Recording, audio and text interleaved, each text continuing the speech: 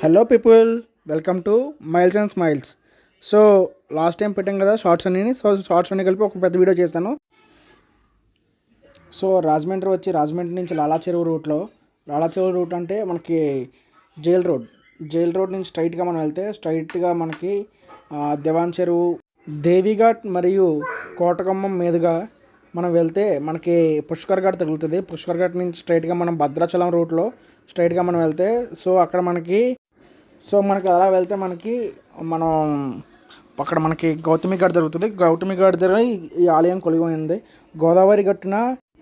గోదావరి గట్టున ప్రసిద్ధి చెందిన ఈ ఆలయం పేరు మహాకాళేశ్వర్ ఆలయం. ఇది కేవలం ఒక ఆలయమే కాదు, శివుణ్ణి శక్తిని స్పృశించే ఒక పుణ్యక్షేత్రం. ఈ ఆలయం పేరు మహాకాళేశ్వర్ అంటే సమయాన్ని కూడా అధిగమించే పరమేశ్వరుడు అని.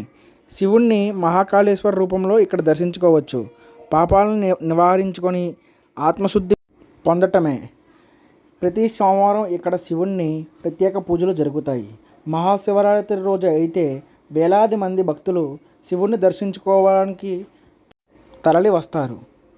ఇక్కడ ప్రతి భక్తుడికి శివుని శక్తిని హృదయంతో గ్రహించవచ్చు.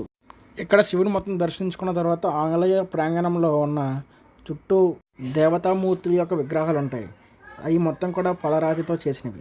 సో వాటిని చూస్తుంటే మనకు అదొక రకమైన ఫీలింగు. దాంతోపాటు ఈ చుట్టూ ఆలయ ప్రాంగణంలో ఆ శబ్దాలు అవి చూస్తుంటే మనసుకు చాలా ఆహ్లాదకరంగా అనిపిస్తుంది. సో నాకు అలా ఫీల్ అయ్యాను. సార్ మీరు కూడా ఫీల్ అవ్వాలంటే మీరు మీ ఫ్యామిలీతో మొత్తం కూడా వెళ్ళి ఆలయాన్ని దర్శించండి.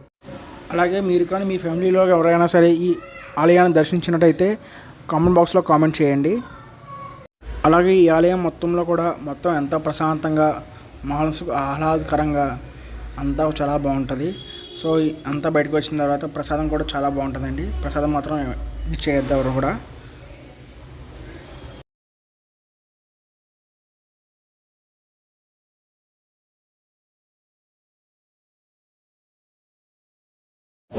So thank you for watching. Like, share and subscribe.